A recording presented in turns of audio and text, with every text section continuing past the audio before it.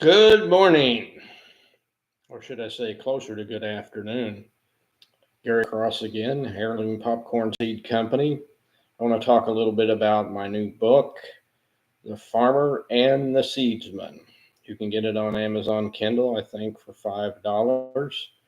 This book's about selling seed pre biotech. Everything today is, pre biotech. There's resistance. You have Roundup Ready types, insect resistant type biotech seed products today, and many other types of events, as they call them in the biotech world. I wrote this book so young agriculturists, people in the sales, business, and agriculture understand that there was a world before biotech, in a world that we made money, in a world that we put out really good products. Someone says, "Well, you're just kind of living in the past. You're taking the past." No, I'm taking you a look through how we got to where we are today. So you have to look a little bit of the past to understand completely where we're going in the future. I personally think that biotech has done a lot of good, but also there are some issues that it's a more controlled agriculture. It's a more biased agriculture from the standpoint of farmers have to sign all types of agreements to use the products. You can't reproduce the products like you could in the past. Of course, hybrid corn you can't reproduce anyway.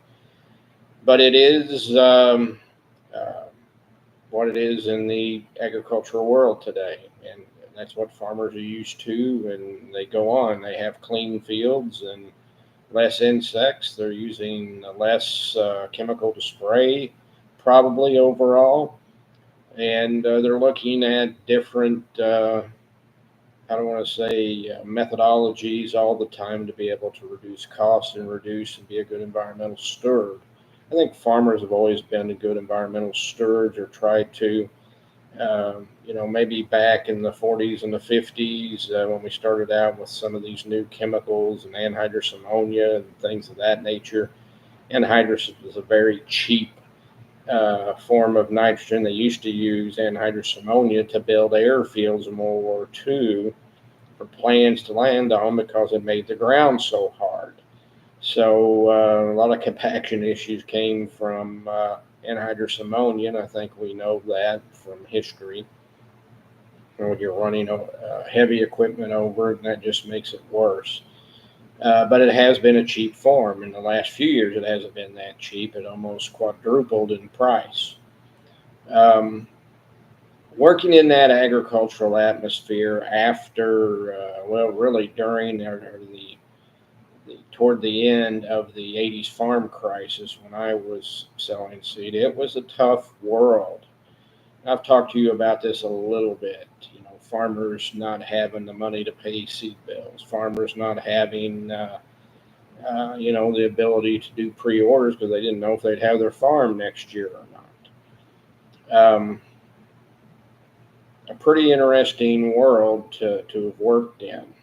Starting out from public sector products, and soybeans, and wheat.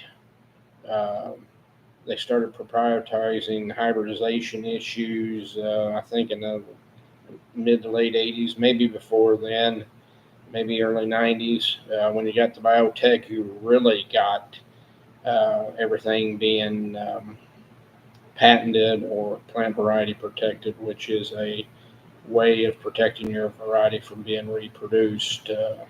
Because every time you can see the seed companies' view to some extent, every time that you reproduce their seed, that's one less seed bag of seed they sell to the market. And it's also, it's a patented process, a protected process for their research. Companies spend many millions of dollars in researching products for farmers for the market. And they want to get a return on their investment. They have stockholders that they have to answer to, so they got to get a return on their investment. So they got to do what they need to do to be able to protect that investment and move forward. I am a person or a proponent of farmers, if they've done quality checks, worked with crop improvements to germinate and have no weed seed and put out a good product, reproducing their seed for no more than 2 years. I think that ought to be allowed, and I think that needs to go on, especially in the agriculture sector. It won't go on with biotech products because they're plant variety protected, like I said. But we need to get the universities back into the game of really breeding high quality products for farmers so they can reproduce and save a little money on that end.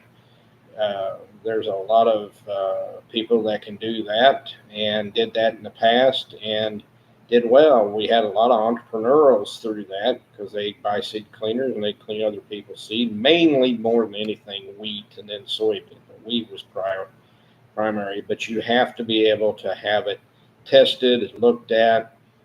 Uh, I would be a proponent on farmer seed being reproduced if you've had a crop inspected by a crop improvement group that you can reproduce it. I wouldn't have a problem with that.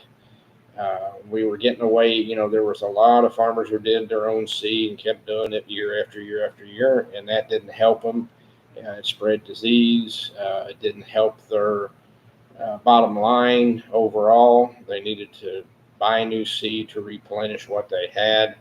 Because seed, after you clean it and had it for a while, not every year is the same. You have wet years, dry years where the seed will be light. You'll have wet years where it'll have disease, or you have real dry years where they can have uh, different types of diseases. So that's what we need to look at and how we need to move forward in the agricultural world. Someone says, "Well, that sounds like taking a step backwards." No, it's a issue of letting farmers have a little more control of what they purchase. You purchase a car, you can drive it anywhere. Now you can't reproduce parts on the car because those are patented from the company, but you can take that car and drive it anywhere you want to do it. And I think that's how the biotech companies look at it. You can take this seed, plant it, harvest it, and make money. You just can't reproduce it like a car part. So that's where we're at and where we've been in the last 25 to 30 years in the seed industry. When we first come out with Roundup Ready products, that was a big deal in the seed world from the standpoint of cleaner fields right off the bat, taking care of many weed issues at an early stage. We did a lot. They still do pre-plant incorporated, and of course the post spraying, and a lot of them they have really major problems today.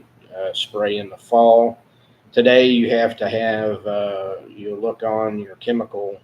You have number systems that 1, 2, 3, 4, 5 on the different chemicals, showing ones you can put together to create a good plan for your uh,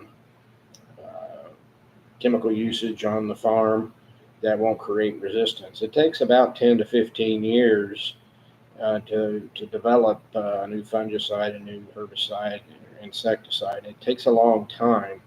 So we got to work with the products we have out there, and they're always making better products, safer products for the farm operation.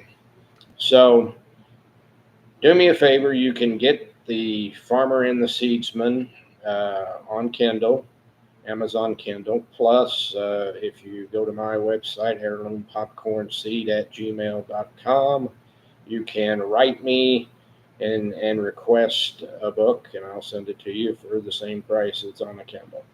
So let's have another discussion about this and the history of the seed industry and move forward. And I'll see you next time. Happy popping.